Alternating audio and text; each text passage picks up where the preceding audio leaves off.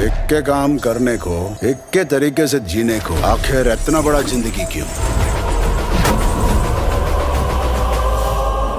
ሱፐርስታር አክሽን ኩማር የተወነበት ቡንቶ ገላ የተሰኘው ፊልም አራተኛ ሳምንቱ ላይ እንኳን ምርጥ ገንዘብ እየሰራ እየሄደ ነው ያለው። በሌላ በኩል ደግሞ ዱረንደር የተሰኘው ፊልም 8ኛ ሳምንቱን ይዟል። እንደዛም ሆኖ ግን የፊልሙ ገቢ በጣም ምርጥ ሆኖ እየቀጠለ ነው ያለው። በዛ ላይ ደግሞ ባለፈው ሳምንት የተለቀቀው ሪቴሽ ዴሽሙክና ሰንጀይ ደት የተወኑበት ራጃ ሺቫጂ የተሰኘው ፊልምም 2ኛ ሳምንቱን ይዟል። ዛሬ ላይ እሁድ እንደመሆኑ በዚህ ፊልም ገቢ ላይ በጣም ከፍተኛ ለውጥ ታይቷል ወይም ማደግ ችሏል። ግን ከሁሉም በላይ በጣም ሰርፕራይዝ ያደረገው ደግሞ በዚህ ሳምንት የተለቀቀው ክሪሽና አፍታረን የተሰኘው ፊልም ነው። ይህ ፊልም በተለቀቀ ሰዓት ላይ አጀማመሩ በጣም ዝቅ ያለ ነበር፣ የወረደ ነበር። በአሁኑ ሰዓት ላይ ግን ሲታይ እጅግ በጣም ሰቃይ ፊልም እንደሚሆንና እንደሚወደድ በደንብ እየተነገረ ነው ያለው። ስለዚህ በዛሬ ቪዲዮ እንግዲህ የምናየው ሱፐርስታር አክሽን ኩማር የተወነበት ቡንቶ ገላ የተሰኘው ፊልም በ24ኛ ቀኑ ምን ያህል ሰርቷል የሚለው እናያለን። ረንቪር ሲንግ የተወነበትም ዱረንደር የተሰኘው ፊልም በ53ኛ ቀኑ በዓለም አቀፍ ደረጃ ምን ያህል ሰብስቧል የሚለው እናያለን። ባለፈው ሳምንት የተለቀቀው ደግሞ ራጃ ሺቫጂ የተሰኘው ፊልምም በ10ኛ ቀኑ ምን ያህል ሰርቷል የሚለው እናያለን። በዚህ ሳምንት ደግሞ የተለቀቀው ክሪሽና አፍታረን የተሰኘው ፊልም በ4 ቀኑ ምን ያህል ሰብስቧል የሚለው እናያለን። በዛው መቀጠል ነው በዚህ ዓመት በጣም የሚጠበቀው ትልቁ ፕሮጀክት ፊልም ነው ፔዲ የተሰኘው ፊልም። ከሱ ጋር የተያዘም 2 ትልልቅ አፕዴቶች አሉ። እነሱም ምንነታቸውን አይተርገን እናልፋለን። እኔ ወደ ቪዲዮ ገባለሁ። እናንተ ሙሉ ማየት እንዳትረሱ። ላይክ አድርጋችሁ ጀምሩ። ስጨርሱ ደግሞ ያላችሁን ሐሳብ አስተያየት ኮሜንት ላይ ጻፉልኝ። बदूसुर कौन है? कौन बदूसुर? तेरा फुफ्फा। በመጀመሪያ የምናየው ባለፈው ሳምንት የተለቀቀው ሂስቶሪካል አክሽን ድራማ ፊልም የሆነው ሪቴሽ ዴሽሙክ የተወነበት ራጃ ሺቫጂ የተሰኘው ፊልም ነው። በዚህ ፊልም ላይ ከሪቴሽ ዴሽሙክ ጋር ሰንጀይ ደት፣ አቢሼክ በቸን፣ ጀሊና ዴሽሙክና ቪድያ ባለን አንድ ላይ ታዩበት ፊልም ነው። በእርግጥ ፈርዲን ካንም አለበት በካሜሮ ሮል። ይህ ፊልም እንግዲህ ለእይታ የበቃው ባለፈው ሳምንት ማለትም ሜይ 1 ላይ በሂንዲና በማራቴ በ2 ቋንቋዎች ነበር ለእይታ የበቃው። ለእይታ እንደበቃም ፊልሙ ጥሩ አቀባበል አግኝቶ የመጀመሪያ ሳምንቱ ላይ በጣም ምርጥ ገንዘብ መሰብሰብ ችሎ ነበረም። ስለዚህ በዚህ ሳምንት ማለትም 2ኛ ሳምንቱን ይዟል ፊልሙ ከተለቀቀ። እንደዛም ሆኖ ግን የገቢው ነገር ወይም ምርጥ ገንዘብ እየሰራ እንዳለ እየተነገረ ነው ያለው። ተመልካቹን በጣም ወድቷል። በእርግጥ በሂንዲ ቨርዥኑ 2ኛ ሳምንቱ ላይ ትንሽ ዝቅ ብሏል፣ ቀንሶበታል። በመራት የተለቀቀው ግን አሁንም ድረስ ሃውስፉል እንደሆነ እየተነገረ ነው ያለው። ስለዚህ ራጃ ሺቫጂ የተሰኘው ፊልም በዓለም አቀፍ ደረጃ በ10 ቀኑ ምን ያህል ሰርቷል የሚለው እንደውም በዝርዝር ስናይ ፊልሙ እንደተለቀቀ የመጀመሪያ 8 ቀናት ውስጥ ኢንዲያ ኔት ኮሌክሽን 60.51 ከሮር መሰብሰብ የቻለ ሲሆን ፊልሙ ሁለተኛው ቅዳሜ ላይ ማለትም 9ኛ ቀኑ ላይ ኦል ኢንዲያ ኔት ኮሌክሽን 5.62 ከሮር መሰብሰብ ችሎ ነበረ። ዛሬ ላይም ደግሞ ስናየው ከትናንት አኳያ ሲታይ ጠዋት ላይ የተቆረጡ ቲኬቶች ከትናንቱ በጣም ተሽሎ ተገኝተዋል። በዛ ላይ ደግሞ የከሰዓት የማምሻውና የማታ የተቆረጡ ቲኬቶችም በጣም ከፍታ እንዳላቸው አንዳንድ መረጃዎች ያሳያሉ። ስለዚህ ራጃ ሺቫጂ የተሰኘው ፊልም በሁለተኛው እሁድ ማለትም 10ኛ ቀን ላይ እስካሁን ድረስ በወጣ ሪፖርት ስናየው 6.50 ከሮር አካባቢ ይሰራል ተብሎ ተገምቷል። ይህ እንግዲህ ህንድ ውስጥ በሁለቱም ቋንቋዎች የሚሰራው ነው። ስለዚህ ፊልሙ በአጠቃላይ በ10 ቀን ውስጥ በህንድ ውስጥ ብቻ ራጃ ሺቫጂ የተሰኘው ፊልም ኦል ኢንዲያ ኔት ኮሌክሽን 72.63 ከሮር መሰብሰብ የቻለ ሲሆን ይኸው ገንዘብ ራሱ ደግሞ በግሮስ ሲቀመጥ 85.70 ከሮር ሆነ ማለት ነው። ፊልሙ በዓለም አቀፍ ደረጃ በአጠቃላይ ወደ 100 ከሮር አካባቢ እየተጠጋ እንዳለም መረጃዎች ያሳያሉ። ፊልሙም በሂንዲና በመራቲ በሁለቱም ቋንቋዎች በዓለም አቀፍ ደረጃ እስካሁን ድረስ በአጠቃላይ በግሮስ የተቀመጠው 91.14 ከሮር አካባቢ እንደሰበሰበ ተነግሯል። ፊልሙ በ10ኛ ቀኑ 90 ከሮር ማለፍ ችሏል። ይህም ማለት በቀጣይ ጥቂት ቀናት ውስጥ ብቻ ቦክስ ኦፊስ ላይ በዓለም አቀፍ ደረጃ 100 ከሮር እንደሚያልፍ ያረጋገጠ ነገር አለው። ግን ዋናው ነገር ደግሞ የፊልሙ ላይፍ ታይሙን በሚጨርስ ሰዓት ላይ በዓለም አቀፍ ደረጃ ምን ያህል ይሰበስባል የሚለው ነው። የት ይደርሳል የሚለውን አብረን ብናይ ይሆናል። በመቀጠል ደግሞ የምናየው በዚህ ሳምንት የተለቀቀውና ተመልካቹን በጣም ያስገረመው ክሪሽና አፍታረን ስለተባለው ፊልም ነው።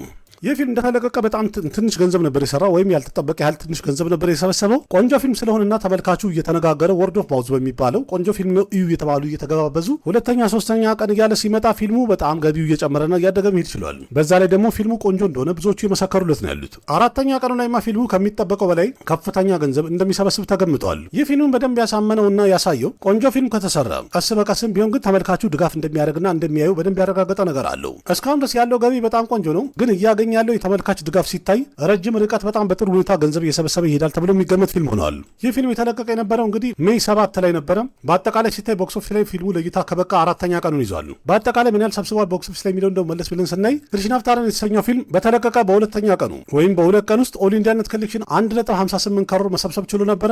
ግን ፊልሙ ቅዳሜ ላይ በጣም ማደግ ችሏል ወይም ደግሞ ለውጥ ተፈጥሯል። 3ኛ ቀኑ ላይ ብቻ በአንድ ቀን ኦል ኢንዲያ ኔት ኮሌክሽን 2.19 ከሮር መሰብሰብ የቻለ ሲሆን ዛሬ ላይ ደግሞ እሁድ እንደመሆኑ ለፊልም በጣም ይመቻል። ከትላንት አኳያ ጠዋት ላይ የተቆረጡ ቲኬቶች ሲታይ ከ30 እስከ 40% ብልጫ እንዳለው በደንብ አሳይተዋል። በዛ ላይ ደግሞ የከሰዓት የማምሻውና የማታ ቲኬቶችም የተቆረጡት በጣም እድገትን እንዳሳየ የተነገረ ሲሆን እስካሁን ድረስ በወጣ ሪፖርት በአጠቃላይ ሲታይ ክሪሽና አፍታረን የተሰኘው ፊልም በ4ኛ ቀኑ ኦል ኢንዲያ ኔት ኮሌክሽን 3.25 ከሮር አካባቢ ይሰበስባል ተብሎ ተገምተዋል። ስለዚህ ሁሉም አንድ ላይ ሲደመር ክሪሽና አፍታረን የተሰኘው ፊልም በ4 ቀን ውስጥ ኦል ኢንዲያ ኔት ኮሌክሽን 7.02 ከሮር መሰብሰብ ቻለ ማለት ነው። ይሄው ገንዘብ ራሱ ደግሞ በግሮስ ሲቀመጥ 8.29 ከሮር ሆነ ማለት ነው።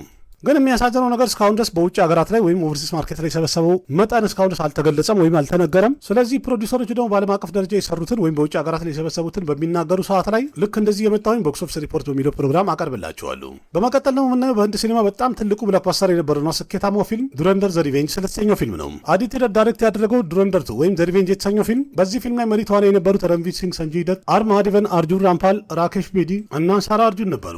ይህ ዱረንደር 2 የተሰኘው ፊልም ለሲኒማ እይታ ከበቃ ዛሬ ላይ 8ኛ ሳምንቱን ይዟል ወይም እየቀጠለ ነው ያለው። ግን እጅግ በጣም የሚያስገርመው ነገር በዚህ በ8 ሳምንት ውስጥ ፊት ለፊቱ በጣም ትልልቅ የሚባሉ ወይም ብዙ ፊልሞች ለእይታ በቅተዋል። የስክሪን መጠን በጣም ተቀንሶበታል። እንደዛም ሆኖ ግን በየቀኑ ምርጥ ገንዘብ እየሰበሰበ ነው ያለው። እንደሚታወቀው የተለያዩ ፊልሞች አዲስ ሆነው እንኳን ወጥተው አንድ ሳምንት በጣም በችግር ነው የሚቆዩት። ዱረንደር ዘ ሪቬንጅ የተሰኘው ፊልም ግን 8ኛ ሳምንቱም እንኳን በጣም ቆንጆ ገንዘብ እየሰበሰበ ነው ያለው። በአጠቃላይ መለስ ብለን ስናየው ዱረንደር 2 የተሰኘው ፊልም ለሲኒማ እይታ ከበቃ 53ኛ ቀኑን ይዟል። መለስ ብለንም በ53 ቀኑ ምን ያህል ሰብስቧል የሚለውን ደግሞ ስናይ በዝርዝር ዱረንደር የተሰኘው ፊልም ሂንዲ፣ ታሚል፣ ቴልጉ፣ መለያለም፣ ከናድን ጨምሮ በአምስቱም ቋንቋዎች የመጀመሪያ 51 ቀናት ላይ ኦል ኢንዲያ ኔት ኮሌክሽን 1179.10 ከሮር መሰብሰብ የቻለ ሲሆን ፊልሙ ትላንትና ማለትም በ52ኛ ቀኑ ኦል ኢንዲያ ኔት ኮሌክሽን 1.25 ከሮር መሰብሰብ ችሎ ነበረ። የዛሬውንም ደግሞ ስናይ እሁድ እንደመሆኑ ለዚህም ፊልም ጠቅሞታል የሚባል ያህል ነው። ምክንያቱም ጠዋት ላይ የተቆረጡ ትኬቶች ከትላንት አኳያ በጣም ለውጥ አላቸው፣ እድገት አሳይተዋል። የከሰዓት የማምሻና የማታ ትኬቶችም በጣም ለውጥ እንዳላቸው አንዳንድ መረጃዎች ያሳያሉ። እስካሁን ድረስ የወጣውን ሪፖርት እኒ ከተባለ ዱረንደር 2 የተሰኘው ፊልም በ53ኛ ቀኑ ኦል ኢንዲያ ኔት ኮሌክሽን 1.65 ከሮር እየሰበሰበ ነው ያለው በሁሉም ቋንቋዎች። ስለዚህ ዱረንደር 2 በአጠቃላይ ሲደመር በ53ኛ ቀኑ ኦል ኢንዲያ ኔት ኮሌክሽን 1182 ከሮር መድረስ የቻለ ሲሆን ይኸው ገንዘብ ራሱ ደግሞ በግሮስ ሲቀመጥ 1395 ከሮር ሆነ ማለት ነው። ፊልሙ በዓለም አቀፍ ደረጃ የሚሰራውን አጠቃላይ ስናየው ከባሁበሊቱ እንዳለፈ እንኳን ቀደም ብዬ ነግሬያችኋለሁኝ። በግሮስ ነው የተቀመጠው። አጠቃላይ ፊልሙ በዓለም አቀፍ ደረጃ የሰራው 1828 ከሮር እንደደረሰ ተነግረዋል። በዛም የተነሳ በ2026 ከወጡ ፊልሞች በአንደኛ ደረጃ ላይ ስኬታማ የሆነ ፊልም ሲሆን ከቦሊውድ ደግሞ እስካሁን ድረስ በዓለም አቀፍ ደረጃ ስኬታማ በመሆን በሁለተኛ ደረጃ ላይ የተቀመጠ ፊልም ሊሆን ይችላል። ግን ደግሞ ፊልሙ የሚወርድበት ቀን እንደደረሰ ተነግሯል። እስከሚወርድ ድረስ ደግሞ ምን ያህል ይደርሳል፣ ምን ያህል ይሰበስባል የሚለውን አብረን ምን ይሆናል። በመቀጠል ደግሞ የምናየው በዚህ ዓመት የሚለቀቀው በጣም ትልቁ ፓን ኢንዲያ ፊልም ፔዲ የተባለው ፊልም ነው። የፊልም ይዘት አንድ ስፖርት ድራማ አክሽን ትሬለር ፊልም ላይ የተባለ ሲሆን ይህን ፊልም ዳይሬክት ያደረገው ጉቺ ባቡ ሴና የተባለ ዳይሬክተር ነው። በዚህ ፊልም ላይ መሪ ተዋናዩ ሜጋ ፓወር ስታር ራምቸረን ሲሆን አብራ የምትጫወተው ደግሞ ጃንቪ ከፑር ናት። ሺቫራጅ ኩማርና ጀግበቲ ባቡም በዚህ ፊልም ላይ አብረው ይጫወታሉ ከፊት ቦታውን ይዘው። ይህ ፊልም እንደሚታወቀው ለእይታ የሚበቃው ጁን 4 ላይ ነው። ለዛውም ሂንዲ፣ ታሚል፣ ቴልጉ፣ መለያለም፣ ከናድን ጨምሮ በአምስቱም ቋንቋዎች በዓለም አቀፍ ደረጃ ለእይታ ይበቃል የተባለ ፊልም ሆኗል። የራምቸረን ፊልም ቀደም ብሎ እንደሚታወቀው ኦፕኒንግ ዴይ ላይ በጣም ምርጥ ገንዘብ መሰብሰብ ችሎ ነበረም። እንደዛም ሆኖ ግን ፊልሙ በመጨረሻም ስኬታማ አልነበረም፣ ፍሎፖን የወረደ ፊልም ነበረም። ስለዚህ አድናቂዎቹ ሆነ ተመልካቹ ሁሉም ተስፋ አድርገው እየጠበቀ ያለው ፔዲ የተሰኘው ፊልም እንግዲህ ቦክስ ኦፊስ ላይ በጣም ምርጥ ገንዘብ ይሰበስባል፣ ይቀውጠዋል ብሎ እየጠበቁ ነው ያሉት። ጁን 4 ላይ ፊልሙ ለእይታ ይበቃል ተብሏል። ከአንድ ሳምንት በታች ነው ጊዜ የቀረው። የፊልሙ አድቫንስ ቡኪንግም ደግሞ በውጭ ሀገራት ላይ ወይም በአሜሪካ ላይ እንደተጀመረ ተነግሯል። ኖርዝ አሜሪካ ላይ ገና ከመጀመሪያው የፊልሙ አድቫንስ ቡኪንግ እንደተጀመረ በጣም ምርጥ ገንዘብ እንደሰበሰበ የተነገረ ሲሆን ምን ያህል ሰብስቧል ቢለውን እንኳን እናያለን። ግን መጀመሪያ ትሬለሩን ማየት አለብን። አሁን ላይ እንደተነገረው ከሆነ ሜይ 16 ወይ 17 ትሬለሩ ለእይታ ይበቃል ተብሏል ኦፊሻሊ። ግን ደግሞ ይህንን ትሬለር በኖርማል መልክ አይደለም የሚለቁት። እንዲያውም ቦፓል የሚባለው አካባቢ ላይ በጣም ትልቅ ኢቨንት አዘጋጅተው እዛ ላይ እንደሚለቁ ወይም አናውንስ እንደሚያደርጉ ተነግረዋል። ቦታው ላይም ወይም ፕሮግራሙ ላይ ከራምቸረን ጭምር በፊልሙ ያሉ ተዋናዮችም አብረው የሚገኙ ሲሆን ፕሮግራሙ ላይም ደግሞ የፊልሙ ትሬለር በሁሉም ቋንቋዎች ለእይታ ይበቃል ወይም ይመረቃል ተብለዋል። እንግዲህ ትሬለሩን ካየን በኋላ ፊልሙ ምን ያህል ስኬታማ ይሆናል የሚለውን እንገምታለን። ግን እስከዛው ድረስ አድቫንስ ቡኪንጉ ምን ያህል ቆርጧል የሚለውን ደግሞ ስናይ አሜሪካ ላይ እንደተቆረጠው ከሆነ የተነገረው ወይም የወጡ መረጃዎች እንደሚያሳዩት ከሆነ 238,000 የአሜሪካን ዶላር እንደሸጠ ተነግሯል። ይህም ደግሞ በህንድ ከረንሲ ወይም በህንድ ገንዘብ ስንቀይረው ወይም ደግሞ ስንመነዝረው 2.15 ከሮር አካባቢ ሆነ ማለት ነው። የፊልሙ ትሬለርም ለእይታ ከበቃ ወይም ከተመረቀ በኋላ ደግሞ በህንድ ውስጥም አድቫንስ ቡኪንግ እንደሚጀምር አናውንስ ተደርጓል። ስለዚህ በአጠቃላይ በዓለም አቀፍ ደረጃ በአድቫንስ ቡኪንግ እስከ መጨረሻ ቀን ድረስ ምን ያህል ይሰበስባል የሚለውን ደግሞ አብረን ምን ይሆናል። እድሜና ጤናውን ይስጠን። እርግጠኛ ነኝ ከጌም ቼንጀር የበለጠ ገንዘብ እንደሚሰበስብና ስኬታማ እንደሚሆን ምንም ጥርጥር የለውም። በእርግጥ የፊልሙ ኮንቴንት ወሳኝነት አለው። በመቀጠል ምናየው እንግዲህ ሱፐርስታር አክሽን ኩማር የሰራው የዚህ ዓመቱ ስኬታማው ፊልም ወይም ሱፐርሂት የሆነው ቡት መንግላ የተሰኘው ፊልም ነው።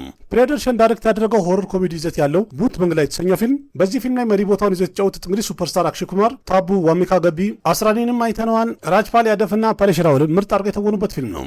እንደሚታወቀው ቡት መንግላ የተሰኘው ፊልም በጀቱ 120 ከሮር ነበረ። ምክንያቱም አክሽን ኩማር በዚህ ፊልም ላይ ራሱ ፕሮዲውሰርና ኬር ተካፋይ እንጂ ይህን ያህል ክፍያ የተቀበለበት ፊልም አልነበረም።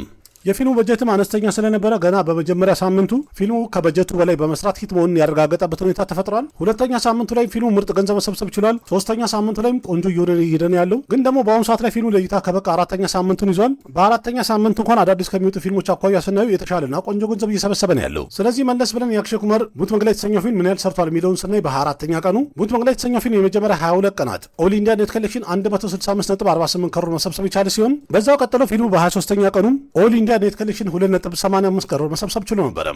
ዛሬ ላይ ደግሞ ያስገባው ገቢ ከትላንት አኳያ ለውጥ እንዳለውና እድገት እንዳሳየ የተነገረ ነው ያለው። ምክንያቱም ጠዋት ላይ የተቆረጡ ቲኬቶች ሲታዩ ከትላንት አኳያ 20% ያህል እድገት እንዳላቸው ተነግሯል። በዛ ላይ ደግሞ የከሰዓት የማምሻውና የማታ ቲኬቶችም የተሸጡት በጣም ትልቅ ለውጥ እንዳላቸውና እድገት እንዳሳዩ የተነገረ ነው ያለው። ስለዚህ እስካሁን ድረስ በአጠቃላይ በወጣ ሪፖርት ብናየው ቡት መንግላ የተሰኘው ፊልም በአራተኛው እሁድ ማለትም በ24ኛ ቀኑ 3.65 ከሮር አካባቢ ይሰራል ተብሎ ተገምቷል።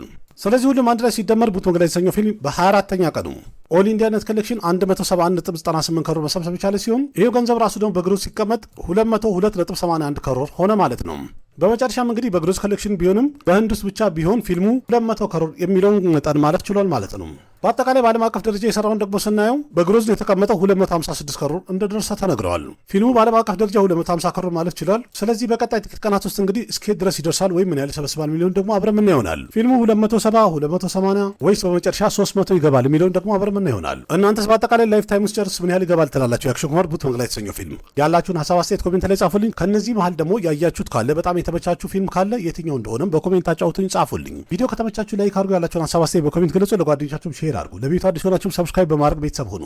ልክ እንደዚህ ከህንድ ሲኒማ ጋር የተያዙ በጣም ብዙ መረጃዎችን በዚህ ዩቲዩብ ቻናል አንዳንድ እያልኩኝ አቀብላችኋለሁ። አቅራቢያችሁ ቃሲም መካ ነበርኩኝ። በሌላ ምርጥ ቪዲዮ በድጋሚ እስከምንገናኝ ደህና ሁኑ። ባባይ ना जाने कैसा एहसास है बुझती नहीं है क्या प्यास है क्या नशा इस प्यार का मुझ पे सनम छाने लगा कोई न जाने क्यों चैन होता है क्या करूँ